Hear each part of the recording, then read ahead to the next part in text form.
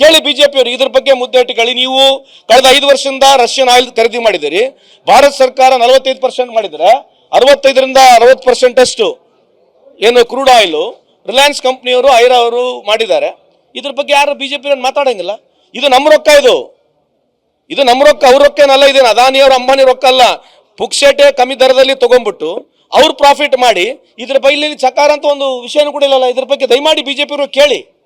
ಯಾಕೆ ಸಿಕ್ಕಿರ್ತಕ್ಕಂಥ discounted ಪ್ರೈಸ್ನಲ್ಲಿ ಸಿಕ್ಕಿರ್ತಕ್ಕಂಥ oil ಬಡವರಿಗೆ ಯಾಕೆ ನೀವು ಅನುಕೂಲ ಮಾಡಿಕೊಟ್ಟಿಲ್ಲ, ಬಡವರಿಗೆ ಯಾಕೆ ಪಾಸ್ ಆನ್ ಮಾಡಿಲ್ಲ ಅಂತಕ್ಕಂಥದ್ದು ಈಗ ಕೂಡ ಇಂಥ ಒಂದು ಕಠಿಣ ಸಂದರ್ಭದಲ್ಲಿ ಕೂಡ ಅವ್ರು ಇಂಪೋರ್ಟ್ ಮಾಡಿ ಮತ್ತೆ ಎಕ್ಸ್ಪೋರ್ಟೇ ಮಾಡ್ತಾ ಇದ್ದಾರೆ. ಅವ್ರು ರಿಫೈನರಿನಲ್ಲಿ ಪ್ರಾಸೆಸ್ ಮಾಡಿಬಿಟ್ಟು ಭಾರತ ದೇಶಕ್ಕೆ ಕೊಡ್ತಾ ಇಲ್ಲ, ಅವ್ರು ತಿರ್ಗೋ ಎಕ್ಸ್ಪೋರ್ಟ್ ಮಾಡ್ತಾ ಇದ್ದಾರೆ. ಇವ್ರು ಬಂದು ಭಾರಿ ದೊಡ್ಡ ಭಾರತ್ ಮಾತಾ ಕಿ ಜಯ ಅಂತ ಭಾಷಣ ಮಾಡ್ಕೊಂಡು ತಿರುಗಾಡ್ತಾರೆ. ಬಿಜೆಪಿ ಅವರಿಗೆ ನಾಚಿಕೆ ಮಾನ ಮರ್ಯಾದೆ ಏನೇನಿದ್ರೆ ಇದ್ರ ಬಗ್ಗೆ ಸ್ಪಷ್ಟೀಕರಣ ಕೊಡಬೇಕಂತ ತಮ್ಮ ಮುಖಾಂತರದಲ್ಲಿ ಮನವಿ ಮಾಡ್ಕೊಳ್ತೇನೆ. ಸಿಲಿಂಡರ್ ಗ್ಯಾಸ್ ವಿಶೇಷವಾಗಿ ಚುನಾವಣೆ ರೂಪ ರಾಜ್ಯಗಳಿಗೆ ತೊಂದರೆ ಆಗಿಲ್ಲ. ಇಲ್ಲಿ ರಾಜ್ಯದ ನಮ್ಮ ಕರ್ನಾಟಕ ಸೇರಿದಂತೆ ಬಹುತೇಕ ರಾಜ್ಯಗಳಲ್ಲಿ ಬರ್ತಕ್ಕಂಥ ಏನು ಬರ್ತಾ ಇರ್ತದೆ ದಾಸ್ತಾನು ಬರ್ತಾ ಇರ್ತದೆ ಅದರಲ್ಲಿ ಶೇಕಡಾ 40ರಷ್ಟು ಕಡಿಮೆ ಆಗಿದೆ ಅಂತ ಹೇಳಿ. ಅದೇ ರೀ, ಕಡಿಮೆ ಯಾಕಾಯ್ತು?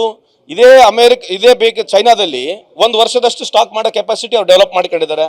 ಜಪಾನ್ ಸುಮಾರು 256 ದಿನ ಸ್ಟಾಕ್ ಮಾಡತಕ್ಕಂಥ ಕೆಪಾಸಿಟಿ ಅವ್ರು ಡೆವಲಪ್ ಮಾಡ್ಕೊಂಡಿದ್ದಾರೆ. ನಮ್ದು ಕೇವಲ 10 ದಿನ ಇದೆ. 12 ವರ್ಷ ಭಾಷಣ ಮಾಡಿ ತಿರುಗಾಡಿ ವಿಶ್ವಗುರು ಅಂತ ಎಲ್ಲ ಕಡೆ ಹೇಳ್ಕೊಂಡು ಬಂದರು. ಮನಮೋಹನ್ ಸಿಂಗ್ ಅವ್ರು ಮಾಡಿರ್ತಕ್ಕಂಥದ್ದು 5.3 ಮಿಲಿಯನ್ ಮೆಟ್ರಿಕ್ ಟನ್ ನಷ್ಟು ಗ್ಯಾಸ್ನ ಅಥವಾ ನಾವು ಕ್ರೂಡ್ ಆಯಿಲ್ನ ಸ್ಟೋರೇಜ್ ಮಾಡ್ತಕ್ಕಂಥ ಕೆಪಾಸಿಟಿ ಮಾಡಿರ್ತಕ್ಕಂಥದ್ದು ಡಾಕ್ಟರ್ ಮನಮೋಹನ್ ಸಿಂಗ್. ಯಾರು ಮಾಡಿದ್ದು? ಒಂದು ವಿಶಾಖಪಟ್ಟಣಂನಲ್ಲಿ, ಒಂದು ಮಂಗಳೂರಿನಲ್ಲಿ, ಒಂದು ಪಡೂರ್ ಅಂತ ಹೇಳಿ ಇರ್ತಕ್ಕಂಥ ಈ 3 ಜಾಗದಲ್ಲಿ ಸುಮಾರು 5.3 ಮಿಲಿಯನ್ ಮೆಟ್ರಿಕ್ ಟನ್ ಅಷ್ಟು ಸ್ಟಾಕ್ ಮಾಡತಕ್ಕಂಥ ಕೆಪಾಸಿಟಿ ಪ್ರಾರಂಭ ಮಾಡಿರ್ತಕ್ಕಂಥದ್ದು, ಕಂಪ್ಲೀಟ್ ಮಾಡಿರ್ತಕ್ಕಂಥದ್ದು ಮನಮೋಹನ್ ಸಿಂಗ್ ರವರು. ನಮಗೆ 2014 ಇಸ್ವಿವರೆಗೆ 190 million barrel 190 million metric ton ಅಷ್ಟು ನಾವು ಕ್ರೂಡ್ ಆಯಿಲ್ ಇಂಪೋರ್ಟ್ ಮಾಡ್ತಾ ಇದ್ವಿ. ಈಗ 300 ಮಿಲಿಯನ್ ಮೆಟ್ರಿಕ್ ಟನ್ ಅಷ್ಟು ಕ್ರೂಡ್ ಇಂಪೋರ್ಟ್ ಮಾಡ್ತಾ ಇದೀವಿ. ಅವಾಗ ನಮಗೆ ಸುಮಾರು 19 ಮಿಲಿಯನ್ ಮೆಟ್ರಿಕ್ ಟನ್ ಅಷ್ಟು ನಮಗೆ LPG ಬೇಕಾಗಿತ್ತು. ಇವತ್ತು 31 ಇದೆ. ನಾವು ಅವಾಗ ಡೊಮೆಸ್ಟಿಕಲಿ LPG ಸುಮಾರು 65% ಅಷ್ಟು ಡೊಮೆಸ್ಟಿಕ್ ಪ್ರೊಡಕ್ಷನ್ ಮಾಡ್ತಾ ಇದ್ವಿ. ಈಗ 45% ಇದೆ. 65% ಇಂಪೋರ್ಟ್ ಮಾಡ್ತೀವಿ. 1 ಲೀಟರ್ ಅಥವಾ 1 ಬ್ಯಾರಲ್ ಎಕ್ಸ್ಟ್ರಾ ಸ್ಟೋರೇಜ್ ಕೆಪಾಸಿಟಿ ಮಾಡ್ಲಿಕ್ಕೆ ಈ ದೇಶದ ಇವತ್ತು ವ್ಯವಸ್ಥೆ ಇದೆ. ಇದ್ರ ಬಗ್ಗೆ ಯಾರು ಚರ್ಚೆ ಮಾಡಬೇಕು?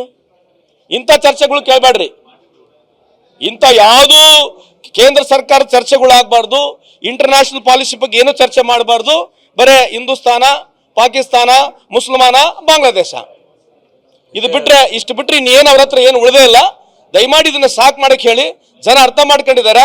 ಯದಾ ಈ ಧರ್ಮಸ್ಯ ಅಂತ ಹೇಳಿದ್ದಾರೆ. ಯಾವಾಗ ಪಾಪ ಜಾಸ್ತಿ ಆದ್ರೆ ಕೃಷ್ಣ ರೂಪದಲ್ಲಿ ಬರ್ತಾರೆ. ಅದೇ ಜನ ಕೃಷ್ಣ ರೂಪದಲ್ಲಿ ಮುಂದೆ ಬರ್ತಕ್ಕಂಥ ದಿನಗಳಲ್ಲಿ ತಕ್ಕ ಪಾಠ ಕಲಿಸ್ತಾರೆ ಅಂತ ಈ ಸಂದರ್ಭಕ್ಕೆ ಹೇಳಲಿಕ್ಕೆ ಬಯಸ್ತೀನಿ ನಿಮಗೆ.